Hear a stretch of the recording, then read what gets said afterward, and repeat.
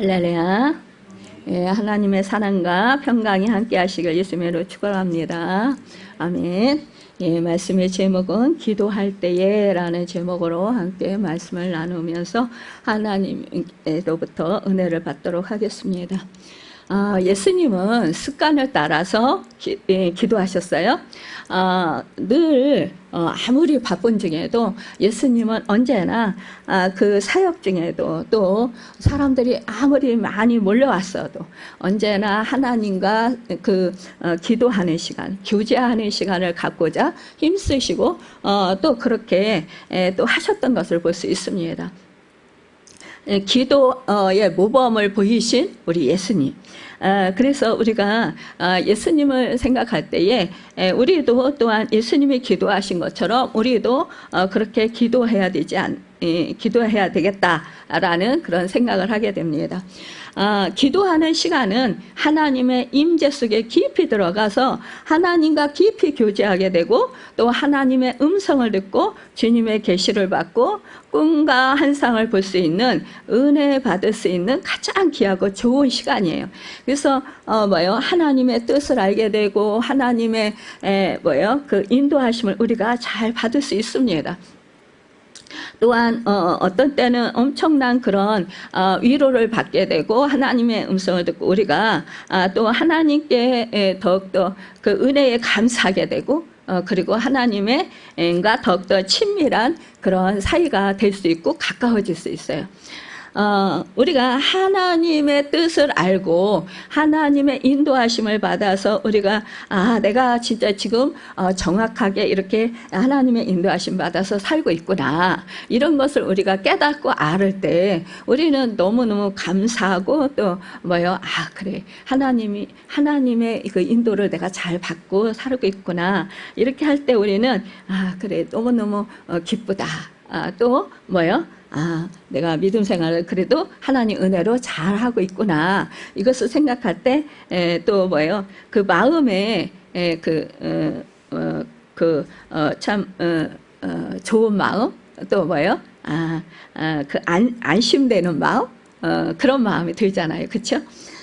고넬료가 오늘 본문에 보면은 환상을 본 것도 기도하는 중에 보았던 것을 볼 수 있습니다. 사람을 곧 요바에 보내어 베드로를 청하라는 것이었어요. 이 고넬료는 거기에 순종함으로써 계시의 뜻을 발견할 수 있었습니다. 그러나 베드로가 본 환상은 그가 도무지 깨닫지 못하는 것이었어요. 자신의 경험과 믿음으로 도무지 받아들일 수가 없었습니다. 그래서 이 하나님께서 깨끗해 하신 것을 내가 속되다 하지 말라라는 이렇게 그 하나님께서 설명을 덧붙여 주셨습니다.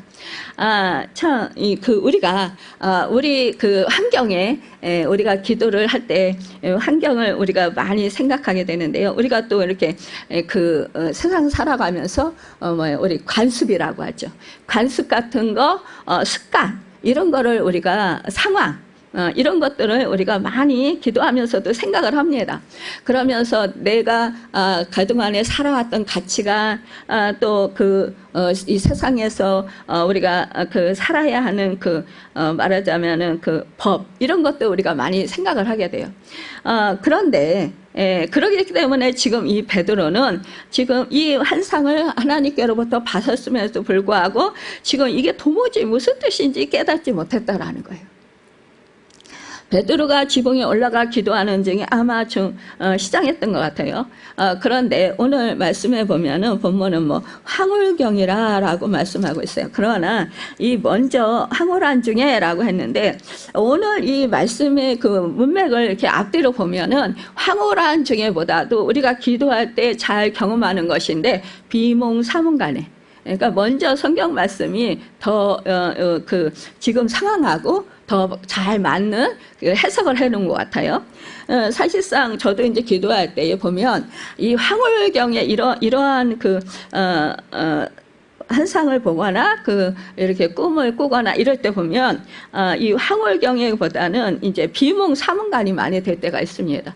갑자기 이제 잠깐 의식이 흐려지면서 몽롱해지고 그러면서 이렇게 환상이 보여집니다.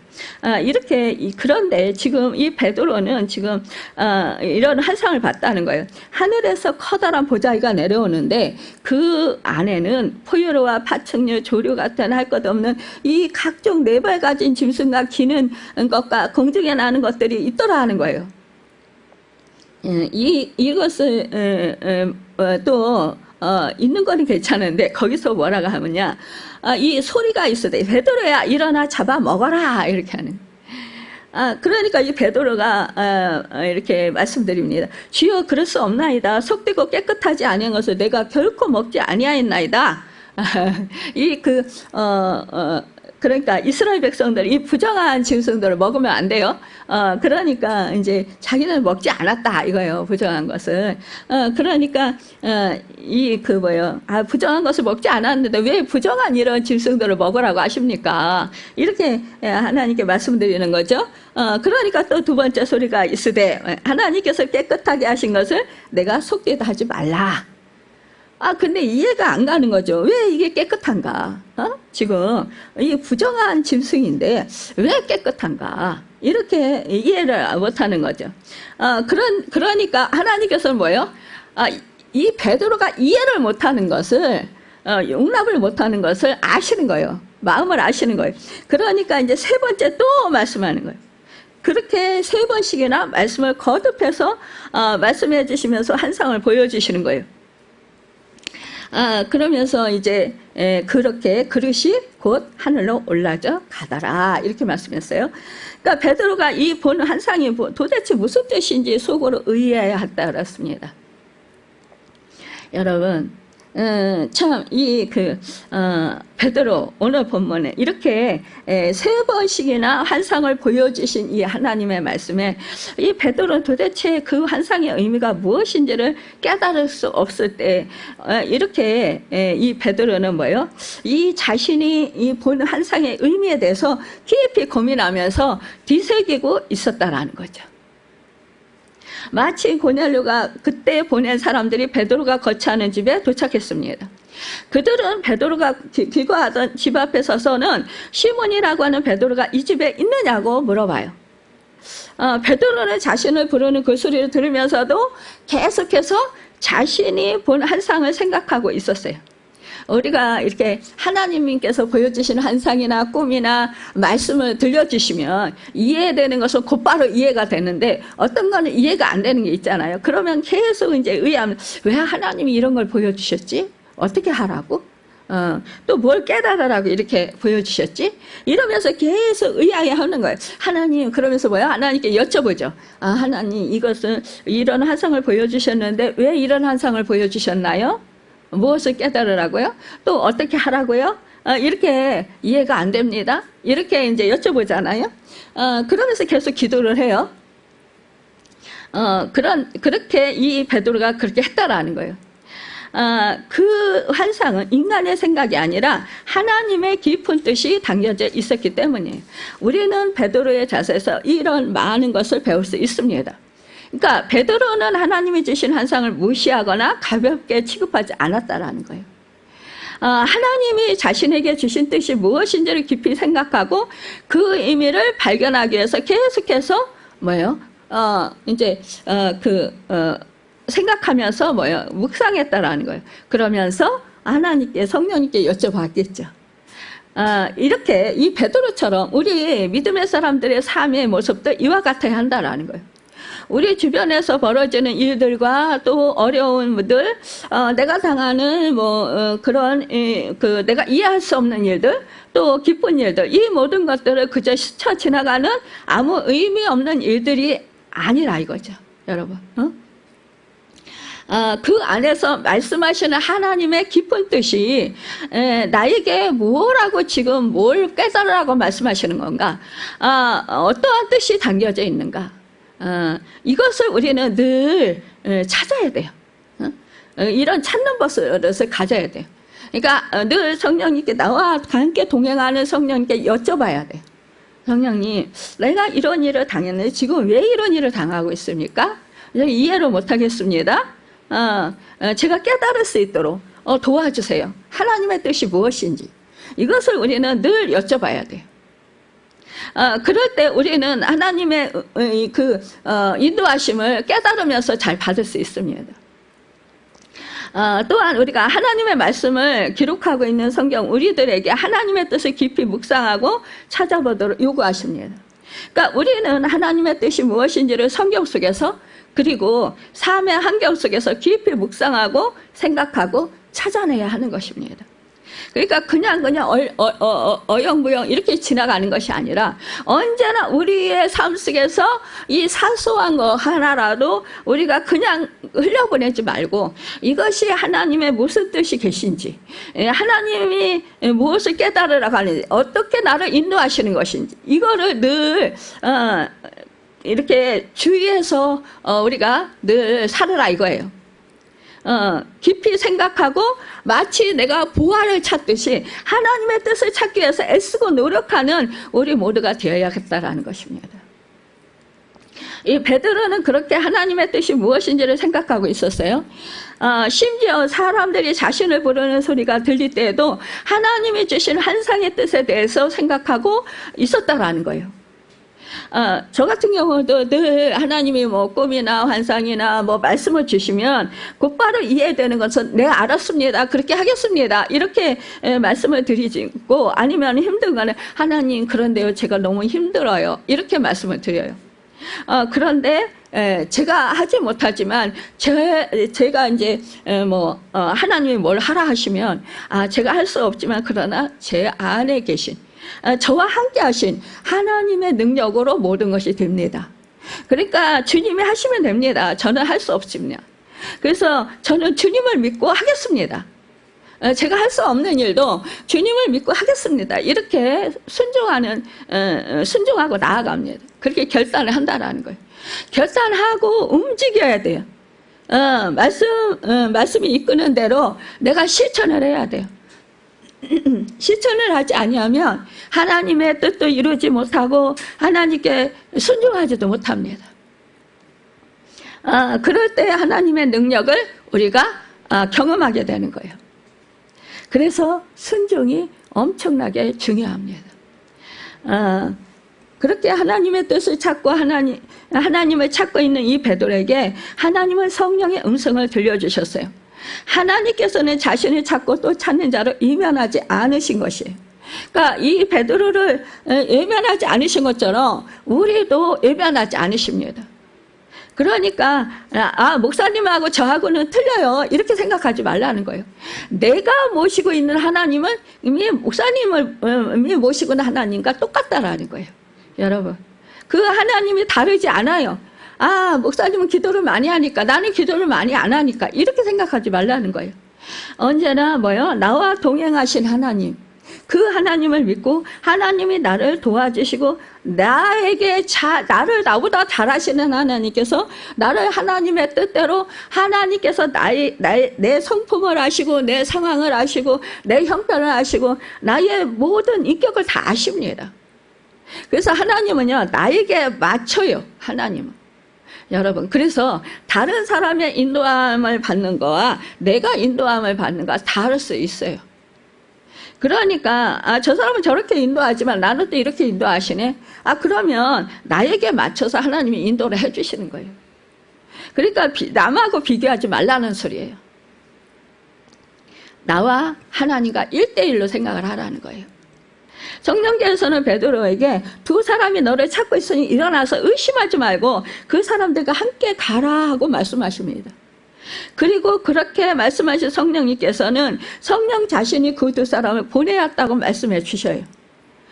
베드로에게 말씀하신 성령님께서는 이미 고넬료에게도 말씀하셨던 것입니다. 이와 같이 하나님께서는 자신을 찾는 자에게 자신의 음성을 들려주신다라는 것입니다. 하나님의 뜻이 무엇인지 분명하게 드러나도록 알려주시는 것이에요. 하나님은 지금도 살아계시고 역사하시는 분이십니다. 하나님은 인격적이시고 또한 우리들은 인격적으로 만나기를 원하시고 계셔요. 그래서 하나님은 우리에게 무언가를 말씀하시고 자신의 뜻이 무엇인지를 알려주시기를 기뻐하셔요. 또 원하셔요. 그저 단순히 우리가 떠들어대는 것을 듣기만 하시는 그런 것을 싫어하신다라는 거예요. 여러분, 하나님은 우리와 대화하기를 원하시. 우리도 그랬잖아요. 이렇게 대화할 때 상대방이 자기 말만 막 해대. 그러면 막 짜증나죠. 어? 아니, 나는 내 할 말을 틈도 안 주고 자기 말만 하네. 막 이러면은 참 이게 대화가 원활하게 안 이루어지죠. 이거 마찬가지라는 거예요. 하나님과 나 사이에 이제 기도를 하거나 이렇게 대화를 할 때, 기도가 대화잖아요. 그죠? 하나님과 나와 대화해요. 대화를 할 때 일방적으로 내 말만 막 쏟아놔. 그리고 땡! 그러면 하나님, 야, 너는 어떻게 네 말만 다 하고 내 말은 들으려고 하지 않니? 그러면은 원활한 관계가 이루어질까요? 안 이루어지겠죠? 근데 우리 대부분 믿음의 사람들이 이런 기도를 한다라는 거예요. 그리고는 뭐예요? 하나님이 내 기도를 안 들어주셔. 하나님이 나의 응답을 안 해주셔. 막 이렇게 얘기한다라는 거예요. 여러분, 우리들의 기도를 들으시고 우리들에게 응답하시는 것을 우리 하나님은 좋아하셔요. 그런데 우리는 이렇게 참으로 혼자 기도하다가 그냥 뭐예요? 그리고 하나님의 음성을 들으려고 하지 않고 그냥 그 자리를 뭐예요? 나간다는 거예요. 떠난다는 거예요. 여러분, 그렇게 해서는 하나님의 음성을 들을 수 없어요. 우리가 자꾸 하나님의 음성을 들으려고 노력을 해야 돼요, 여러분. 우리가 처음에는 좀 답답한 것도 있어요. 왜? 하나님의 음성을 분별하기가 힘드니까. 그런데 여러분, 대부분요, 하나님의 음성이 내 생각과 내 가치관과 정반대 될 때가 참 많이 있어요. 나는 무엇을 하고 싶은데 우리 주님은 이렇게 기도하다 보면 하지 마라. 그런 말씀을 많이 하실 때가 있어요. 그럼 왜요? 나 이거 하고 싶은데요. 그러니까 내 마음 하고 싶은 게 더 강하니까 나는 그러면은 하나님이 이거 음성을 잘못 들었나 봐. 그리고 무시한다는 거예요. 여러분, 내가 하기 싫으니까. 제가 처음에 음성 듣는 법에 대해서 처음에 어떻게 했냐면, 저도 뭐 믿음이 없으니까 처음에 음성 들을 때 어떻게 돼? 제가 이제 많이 아팠잖아요. 그러면은 막 아파서 누워 있어. 그런데 일어나려면 죽을 것 같아.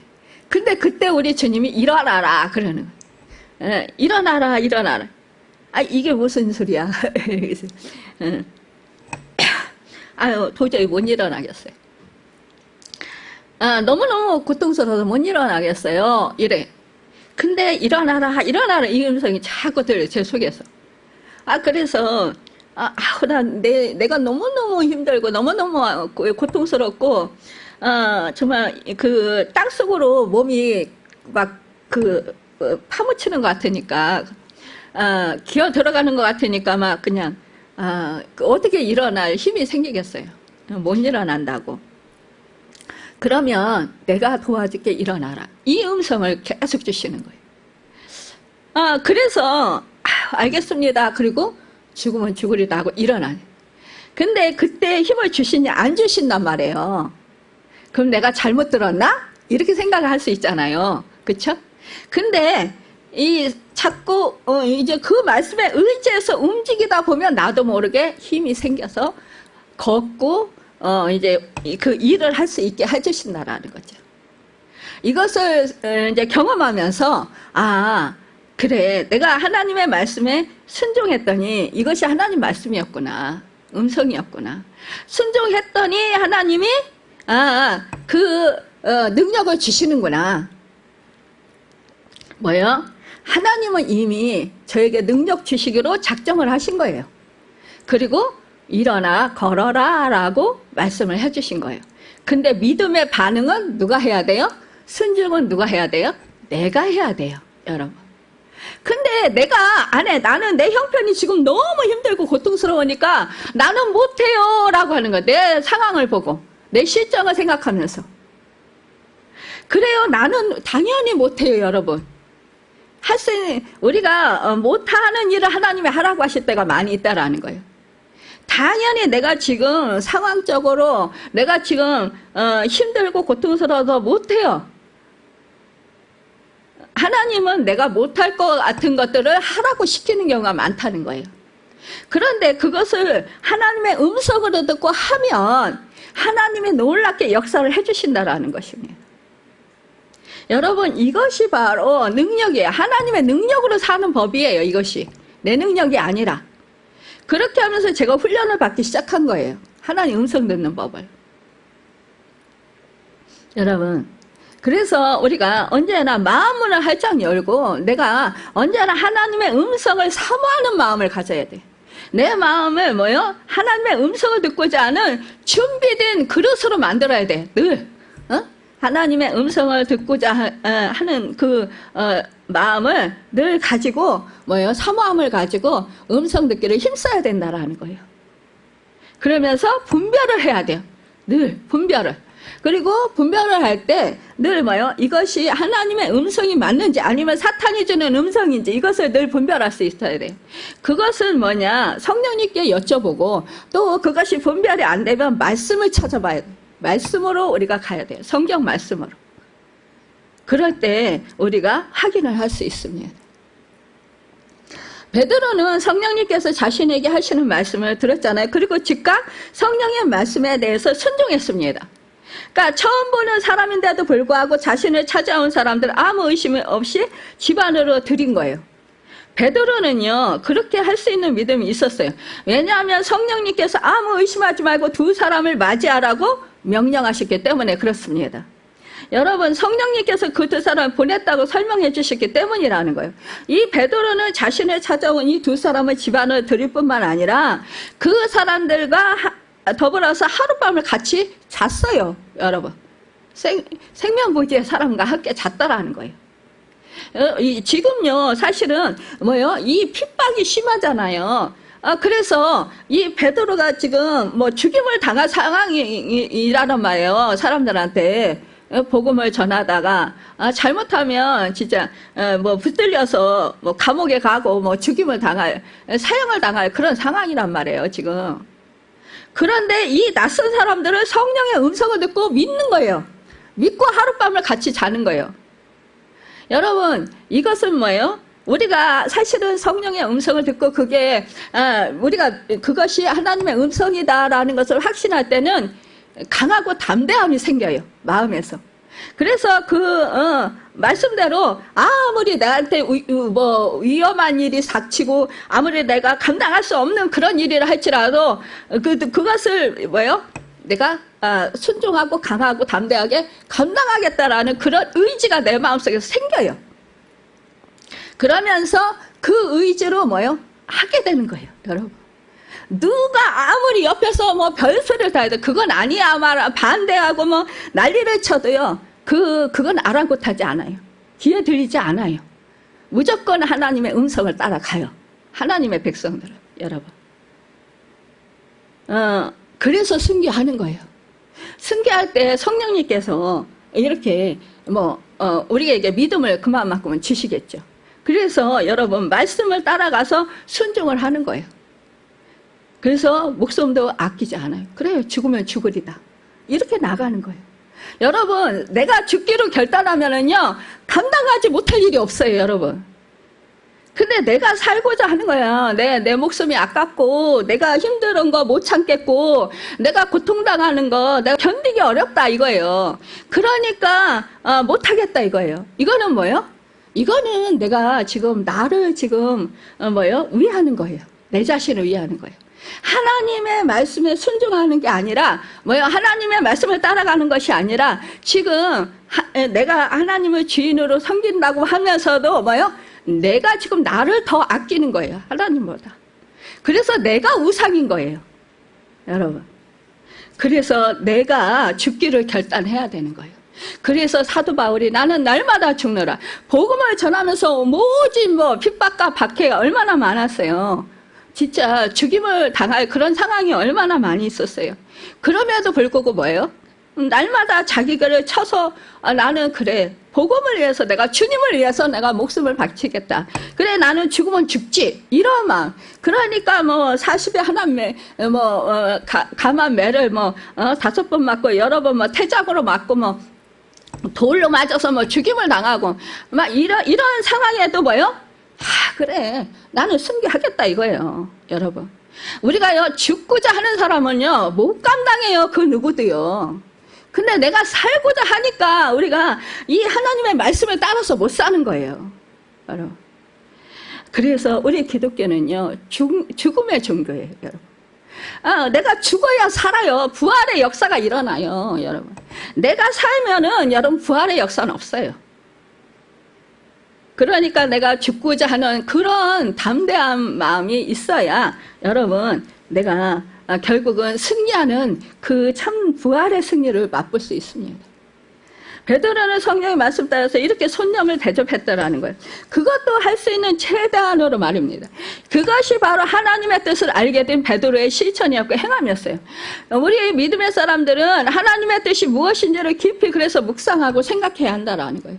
그리고 자신의 생각만을 자꾸 진전시키는 것이 아니라 하나님의 음성을 듣고 하나님의 응답을 듣고자 하는 마음 자세를 가지고 늘 내가 사모하는 마음을 가지고 있어야 된다라는 것입니다.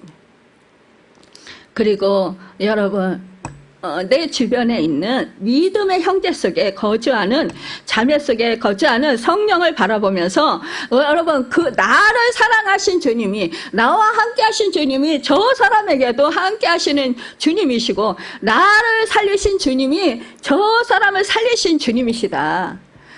나의 하나님이 저 사람의 하나님이시다. 여러분 이것을 우리가 늘 생각하면서 우리가 정말 하나님의 뜻을 생각하면서 여러분 저 사람을 위해서도 우리 주님의 목숨을 아끼지 아니하고 내어주신 그 사랑을 주신 그 사랑하는 사람이다라고 우리가 생각할 때 우리는 서로 사랑할 수 있습니다. 그리고 잘 섬길 수 있습니다. 고넬료는 가이사랴에 배치되어 있는 로마 군대의 백부장이잖아요. 하나님의 명령대로 이제 이 사람은 뭐요? 명령을 내리고 또 명령을 받고 이러면서 사는 사람이니까 하나님의 명령은 철저하게 잘 지키죠. 그렇죠? 그러니까 이 하나님의 명령대로 베드로를 모셔오기 위해서 사람들 이렇게 육바로 보냈던 거예요. 그러니까 베드로는 육바에서 그 사람들과 하룻밤을 지냈잖아요. 결국 이 다음 날 베드로 고넬료가 보낸 사람들과 함께 가이사랴를 향해서 출발했어요. 이때는 육바에 있던 몇몇 형제들이 같이 동행했어요. 그러니까 베드로 혼자 간 게 아니에요. 여러분 여기 베드로가 가이사랴에 도착했을 때 고넬료는 자신의 일가 친척과 가까운 친구들을 불러 모아놓고 베드로가 오기만을 기다리고 있었다라는 거예요.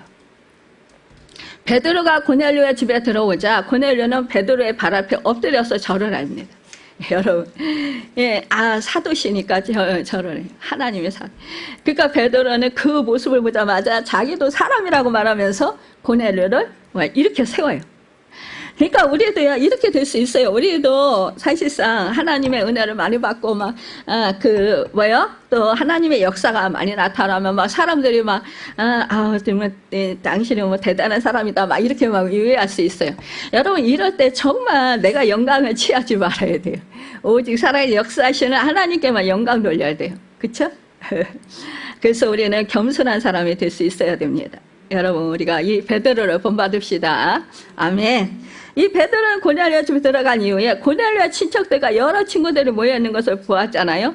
여러 사람들이 많이 모여있는 것을 둘러본 후에 베드로는 자신이 어떻게 해서 가이사랴까지 오게 되었는지 그 일을 간단하게 설명해요. 원래 유대인들은 이방인들과는 교제하지 않았어요. 이방인들을 개취급했어요. 자기들의 특별한 그 선민 사상이 있었어요. 그러니까 자기들만 하나님만 섬긴다 이거예요. 그러니까 하나님 섬기지 않는 사람들을 이방인들 개처럼 취급하면서 상대하지 않았다라는 거예요. 무시했다라는 거예요, 사실은. 그래서 이방인들과는 같이 식사하거나 같이 잠을 자지 않았어요. 하지만 이 베드로 자신도 그렇게 생각하고 오지 않으려 했을 때에 뭐라고 했어요? 하나님께서 아무도 속되거나 깨끗지 않다고 판단하지 말라고 말씀해 주셨어요. 명령하셨어요. 더 이상 그러니까 남을 정죄하지 말라. 너하고 다르다고 남을 정죄하거나 무시하지 말라. 이거죠. 그러니까 이제 이 베드로가 그 말씀을 듣고 정죄하지 않고 뭐예요? 하나님의 말씀을 따르는 거예요.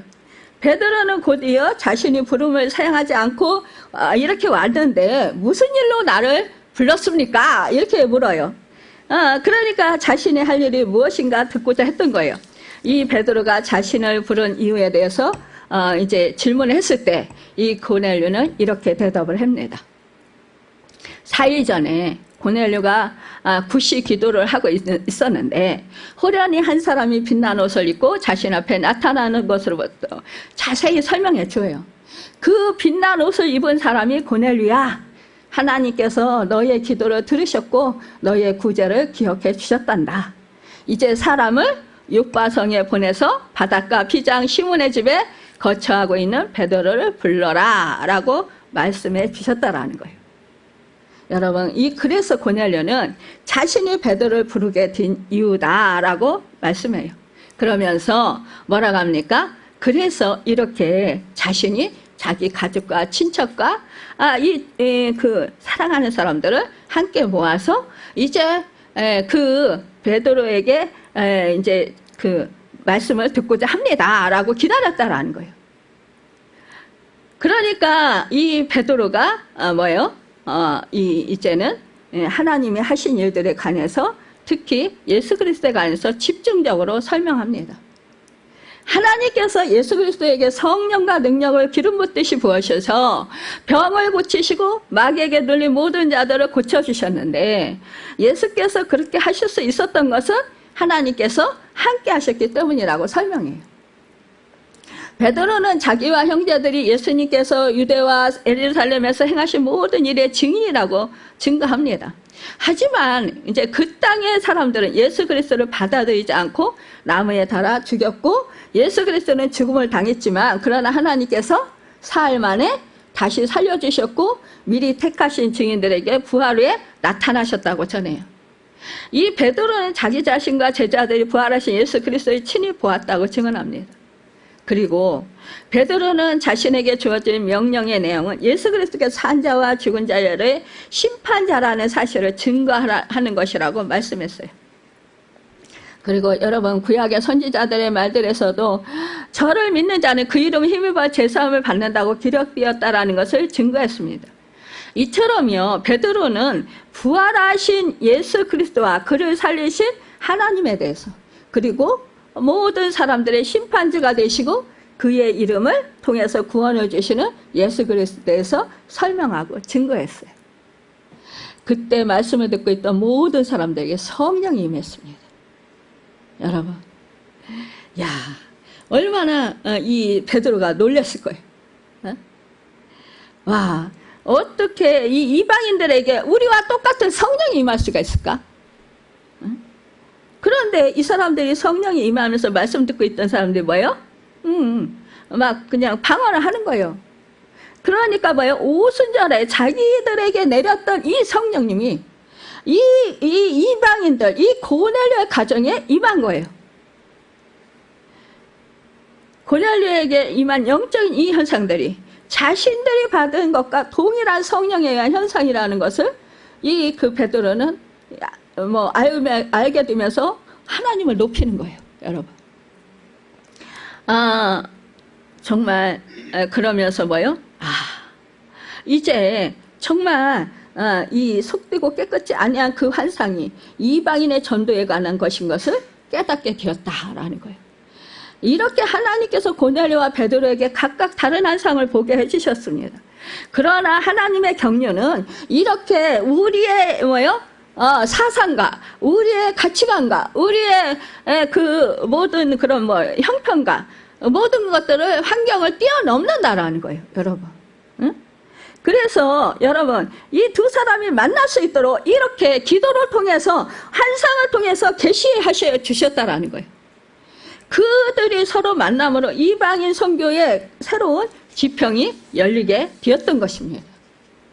여러분, 이것은 하나님의 역사죠. 그렇죠? 하나님은 기도하는 자에게 이렇게 하나님의 뜻을 알게 하시고 말씀해 주신다라는 거예요. 여러분, 죽으면 죽으리다 하는 심정으로 정말 우리 현 권사님이 그 연로하신 변약한 중에도 이 새벽 기도에 나오셔서 얼마나 큰 감동을 받았는지 몰라요.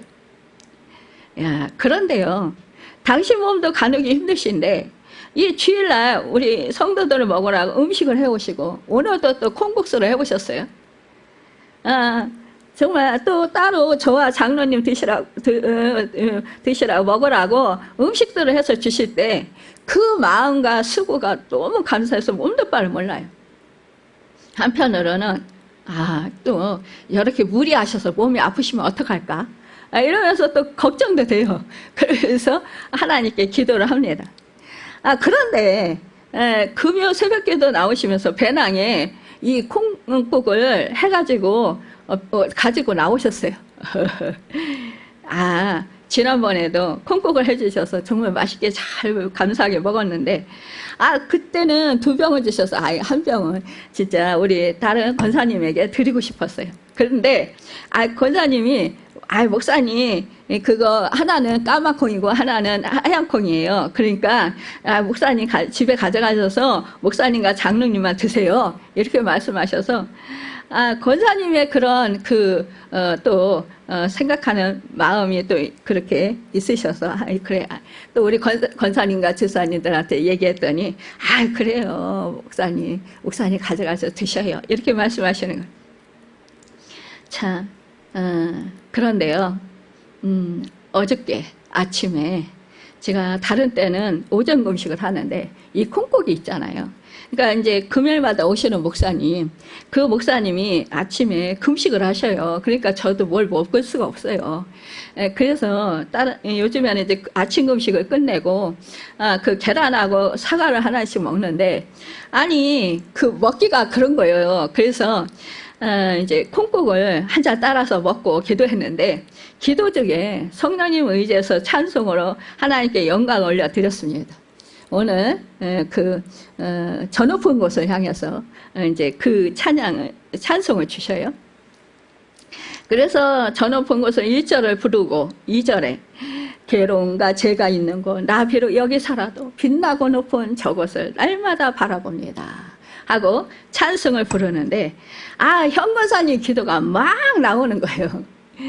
그래서 제 심령이 막 뜨거워지면서 막 큰 소리로 막 울면서 막 간절한 소망을 담아서 막 기도가 되는 거예요.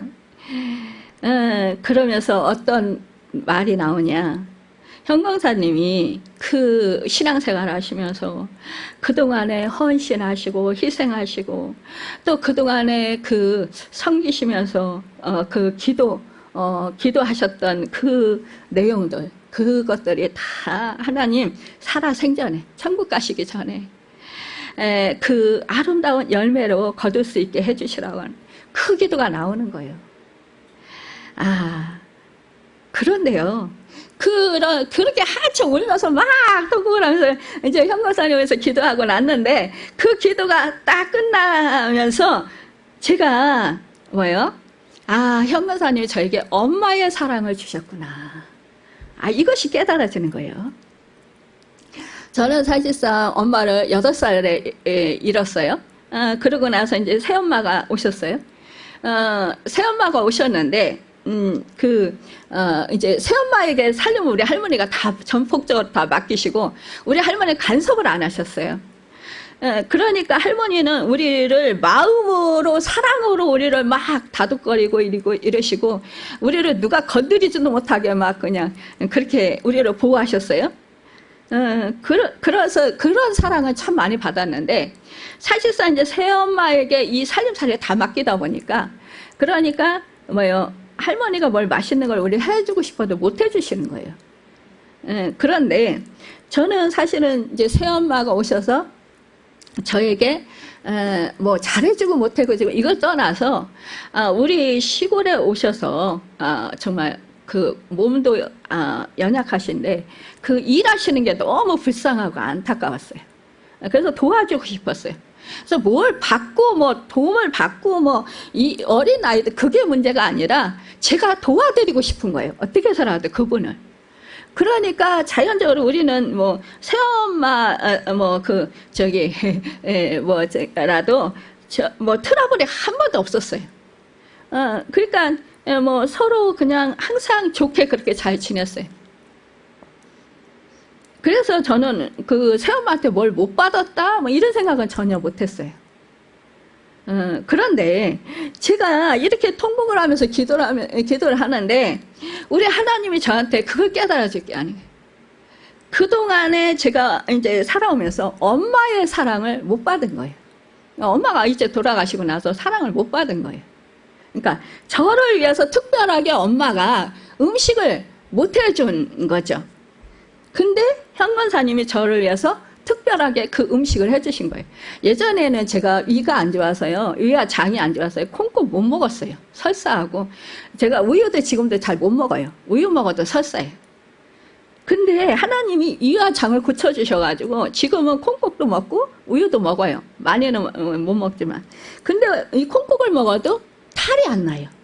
근데 지난번에 그 콩국을 해주셨을 때 자꾸 이 콩국을 그냥 내가 마시고 싶다라는 생각이 자꾸 드는 거예요. 그냥 콩국수를 해먹지 말고 그냥 마실까? 이런 생각이 드는 거예요.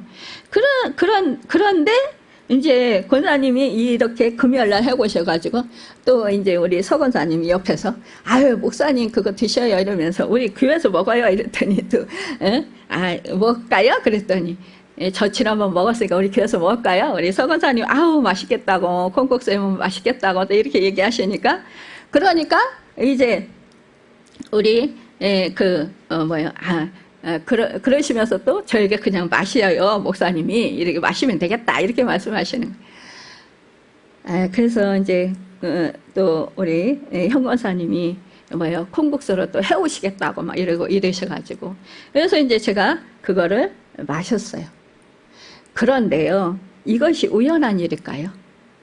하나님이요, 저는 몰랐어요. 이게 나의 그 아픔이고 나의 그 상처인지도 몰랐어요. 근데 우리 하나님은 저의 형편과 저의 사정을 다 아시고, 어렸을 때부터 이제 이렇게 장성해서 제가 이제 결혼해서 이렇게 살면서 물론 다른 여러분들이 우리 권사님이나 집사님들이 많이 섬겨주셨죠. 또 지금도 이제 반찬들 다 해오시고 이렇게 섬겨주시고 너무 감사해요. 그런데 거기에는 이제 엄마의 사랑이 들어가 있다 이거죠. 이것을 주시는 거예요. 그러니까 우리가 사실상 하나님께서 우리의 모든 속사정을 다 아시고 그 사정을 하나님께서 상처가 있으면 기도할 때 이렇게 치료를 해주신다라는 거예요. 그러니까 제가 그거를 위로를 엄청 많이 받은 거예요. 그러면서 너무너무 감격스럽고 감사한 거예요. 하나님이 나의 그 부족한 부분, 저는 부족한지도 몰랐는데 그 부족한 부분에 대해서 하나님이 아시고 그것을 현권사님을 통해서 또 이렇게 받게 하시고 또 위로가 넘치게 하시고 하나님의 사랑, 세밀하게 저에 대해서 하나님이 아시고 계시고 또 이렇게 사랑을 베풀어 주시고 필요를 공급해 주신다라는 그 사실을 깨달아 알게 하신 거죠. 그 사랑이 얼마나 하나님의 사랑이 세밀하게 살펴주신 그 사랑이 얼마나 감사한지요. 여러분, 우리는 사실상 몰라요. 그런데 사실은 지난주 화요일날 제가 아는 집사님과 통화했는데 제가 꿈에 우리 엄마와 친정 엄마라고 하면서 둘이 붙어 다니더래요. 그래서 이 집사님이 제 엄마가 천국에 일찍 가셨다라는 거 아시니까 이 마귀 사탄아 이러면서 예수 그리스도면 떠나가라. 이 목사님의 엄마는 이미 천국에 가셨다. 이러면서 막 외치면서 쫓았다라는 거예요. 그러면서 저한테 아니 목사님 내가 이런 꿈을 꿨는데 왜 이런 꿈을 꾸게 됐는지 한번 목사님 생각해 보세요. 이러면서 물어보셔. 그래서 제가 글쎄요, 사실은 우리 엄마 기일이 저 생일날 3일 뒤에요. 그러니까 잊어버릴래야 잊어버릴 수 없어요. 근데요, 제가 인격적인 하나님을 만나고 나서 잊어버려요. 그냥 까마득하게 모르고 그냥 지나가요.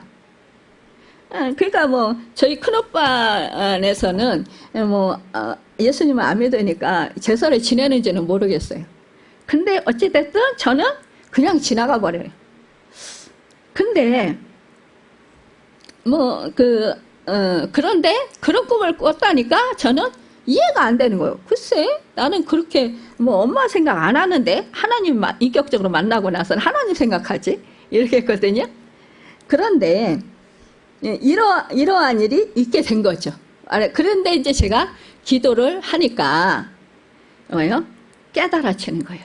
아, 현건사님이 새벽에 나와서 저를 위해서 기도하시고 계시고, 이렇게 음식을 엄마처럼 알뜰살뜰 살펴서 저를 이렇게 먹게끔 해주시고, 그것을 생각할 때 이게 엄마 사랑이지 무슨 어떤 사랑이냐, 이거를 깨달아 알면서 너무너무 감사한 거예요.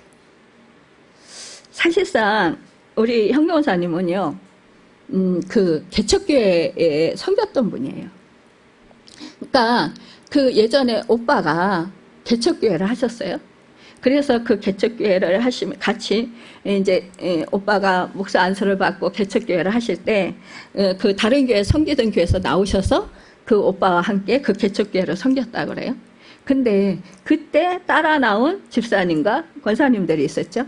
근데 그래서 이 권사님이 이제 따라 나오지 말라고 이렇게 하셨대요. 그런데 사실상 이 성도가 생기면서 뭐예요? 이 권사님이 그 개척교회에서 정말 얻고 힘든데도 뭐예요? 당신도 물질적으로 어려워도 그 성도들을 옷을 평화시장 가서 옷을 사서 입혀주고, 뭐예요? 또 음식을 해서 음식을 먹여주고, 또 함께 전도하고 기도해주고, 이러니까 그분들이 엄마같이 여겼다라는 거죠. 그런데요, 지금도 그분들이 이제 오셔서 그 김포에 사시는데도 불구하고 오셔가지고 그 1년에 몇 번씩 오시나 봐요. 그래서 용돈을 주시고 뭐 선물을 해다 주시고 그러시더라고요. 그런데 이 권사님이요, 그분들이 용돈 주신 것을 하나도 안 쓰셔요. 안 쓰시고 항상 헌금을 해요. 그분들 이름으로. 그리고 저에게 그분들을 위해서 중보기도 해달라고 부탁을 하십니다. 그래서 제가 그 헌금 봉투를 놓고 그분들의 이름을 불러가면서 중보기도를 합니다.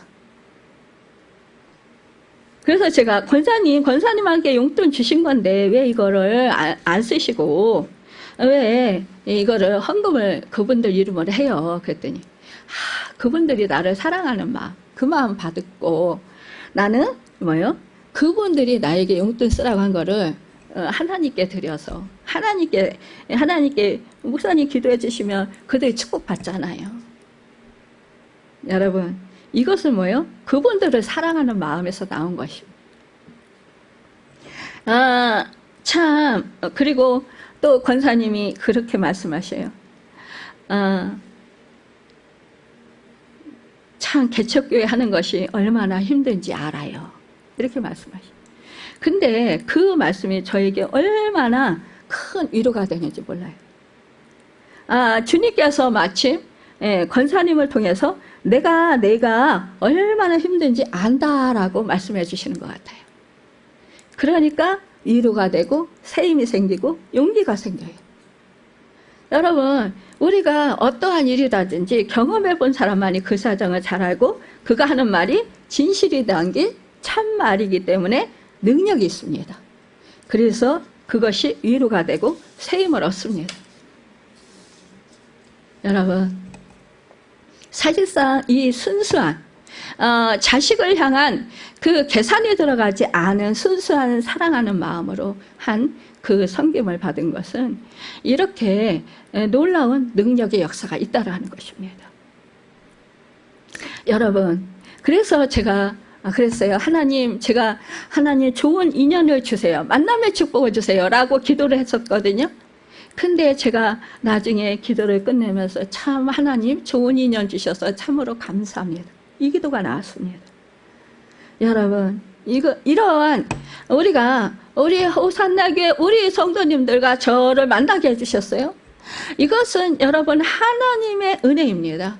사실상 우리가요 서로 멀리 살고 알지 못했어요. 그러나 우리가 하나님이 이렇게 만나게 해주셔서 만나게 된 것입니다.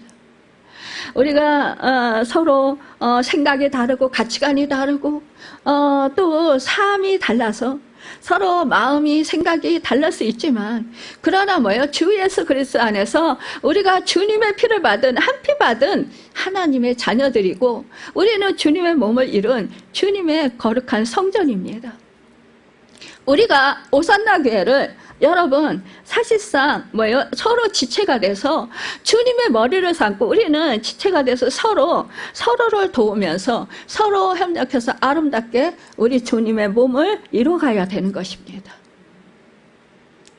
우리는 천국 가는 그날까지 이것을 이루어야 돼요. 나에게 세워놓으신 그 자리에서 내가 있고 싶다고 있고 내가 가고 싶다고 갈 수 있는 게 아닙니다.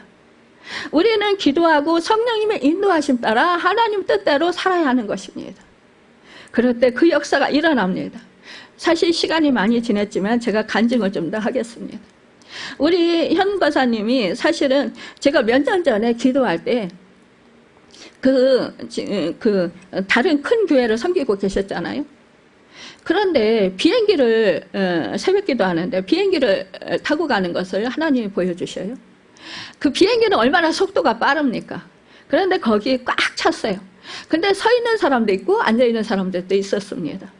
그런데 현 권사님과 윤 권사님과 저는 서 있었습니다. 우리 장로님은 제 옆자리에 앉아 있었어요. 그런데 현 권사님이 저에게 분홍색 꽃다발을 주셨어요. 윤 권사님은 저에게 노란 꽃을 주셨습니다. 그런데 현 권사님 꽃은 제가 받았어요. 그런데 윤 권사님은 꽃은 받아서 제가 도로 드렸습니다. 제가 이 환상을 보고 이 두 분에게 아무래도 전화를 해야 될 것 같아서 전화를 했습니다. 분명히 현 권사님과 현 권사님 우리 교회 윤 권사님도 오셔야 되는데 그거 이제 기도해 보시라고 했어요. 그때 현 권사님한테 전화했더니 나는 진짜 받았어요 이렇게 말씀하시는 거예요. 윤 권사님은 기도하시고 나서 목사님 저를 찾아왔어요. 목사님 제가 무엇을 잘못했는지 목사님 잘 모르겠어요. 그런데 목사님 말씀 듣고 기도를 했는데 제가 뭔가를 잘못한 것 같아요. 목사님한테. 목사님 죄송해요. 용서해 주세요. 연세가 저보다 훨씬 많으시잖아요. 근데 그 말씀을 하시는 거예요. 그래서 제가 아니에요 권사님. 사실은 예전에 좀 마음이 제가 상한 게 있었어요. 그래서 제가 그때 화해를 했습니다. 여러분, 우리 하나님은 이렇게 하나님의 뜻을 알려주시고 우리의 형편을 알려주십니다. 기도하니까 알지. 여러분, 기도 안 한다면 우리가 이 사실을 어떻게 알겠어요? 그리고 나서 우리 권사님이 우리 교회로 오셨어요. 또한 그 큰 교회에서 왜 오시냐면 그 차량을 운행하지 않습니다. 그래서 결국은 오전 예배는 거기 가셔서 드리시고 오후 예배 우리 교회 오셔서 드리시다가 이제는 오전 예배도 가실 수 없으니까 우리 교회 오셨어요. 여러분, 이러한 것들을 우리 하나님은 기도할 때 가르쳐 주십니다. 알려주셔요. 먼 미래의 일입니다. 그러니까 몇 년 후의 일이에요. 코로나 오는 것도 저에게 몇 년 전에 보여주셨어요. 저는 그게 무엇인지 몰랐어요. 그래서 하나님 이게 뭐예요? 라고 여쭤봤어요. 나중에 알고 보니까 코로나였어요. 오는 것을 미리 몇 년 전에 가르쳐 주셨어요. 여러분, 우리가 하나님의 인도하심을 받을 때 사실은 우리가 꿈을 보거나 환상을 보거나 그것을 해석을 우리가 잘못할 수도 있습니다. 그런데 나중에 보여준 대로 그게 역사가 일어나요. 그때 깨닫습니다. 아, 이건 내가 잘못 해석했구나. 여러분, 그 집사님이 저와 엄마가 같이 붙어서 다닌 거 이해 못한다 그랬잖아요. 엄마가 돌아가셨는데 왜 엄마하고 붙어서 다니냐고 그랬잖아요. 그래서 귀신인 줄 알고 쫓았다고 그랬잖아요. 사단인 줄 알고. 사실은 뭐예요? 이 마음이에요. 마음, 사랑. 그렇죠? 형과생과 저가 사랑이 주님 안에서 엄마와 자식의 사랑이 흘렀었던 거죠. 그렇죠? 그러니까 그렇게 보여주신 거잖아요. 그러니까 우리가 꿈을 꾸고 환상을 봐도 이렇게 우리가 해석을 잘 해야 된다는 거예요. 해석을 잘못하면 내 가치관으로 내 식으로 하면 우리가 엉뚱한 방향으로 갈 수 있다는 것입니다. 그래서 늘 우리는 꿈을 보거나 환상을 봐도 조심해야 돼요. 말을 함부로 하지 말고, 제가 그래서 말을 잘 안 합니다. 보고 저 혼자 알고 하나님께 기도하고 이게 무슨 뜻이냐 여쭤보고 그거를 분명히 하나님의 뜻을 정확하게 알려고 애쓰고 이렇게 하면서 오늘날까지 왔어요. 여러분, 이 비행기가 뭐예요? 우리는 이만큼 우리 인생이 빠른 속도로 천국을 향해서 간다라는 거예요. 여러분, 우리가 어영부영하다가는 금방 시간이 지나가요. 저도 지금 이 나이가 되고 보니까 금방 세월이 지나가더라 이거예요. 참 우리가 세월이 빨라요. 그래서 우리는요, 천국 가는 준비를 날마다 하면서 살아야 돼요, 여러분. 아직 나는 멀었어 이렇게 할 게 아니란 말이에요. 제가 신성주 목사님 간증에서 천국에서 이제 들으니까 뭐라고 하냐, 천국에 이제 봤는데, 환상에서 봤는데 첫 번째 자리는 순교자들이 있더래요. 하나님과 제일 가까운 자리.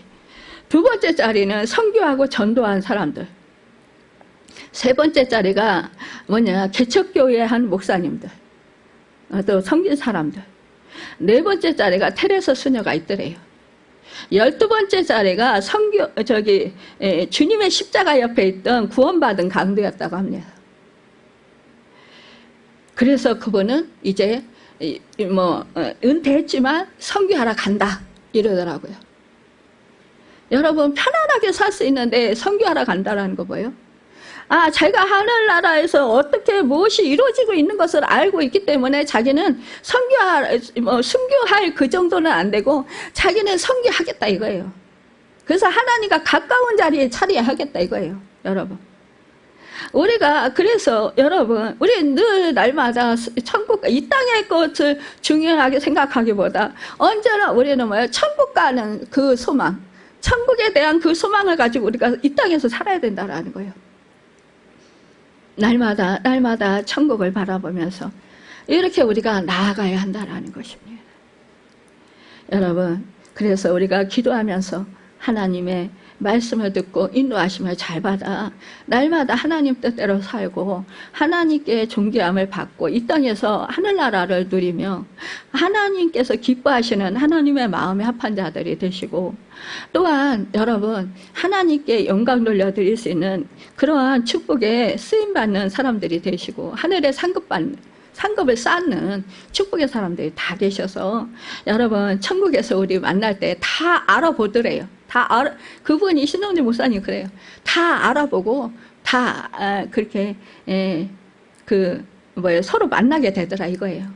우리가 천국에서 만날 때 서로 알아보면서, 야, 저 사람은 저렇게 이 땅에서 저렇게 훌륭한 일을 하시더니 천국에서 이런 상급을 받으셨구나. 하나님과 정말 가까이 지내시네. 얼마나 기쁘고 감사해요, 여러분. 그러면서 우리 더욱더 정말 축복의 그런 영원한 축복을 받아 누릴 수 있는, 여러분 받아서 정말 하나님과 친밀한 천국에서도 정말 교제를 나눌 수 있는 그런 축복의 사람들이, 가깝게 지내는 축복의 사람들이 다 되시길 예수님 바라고 축원합니다. 기도하겠습니다.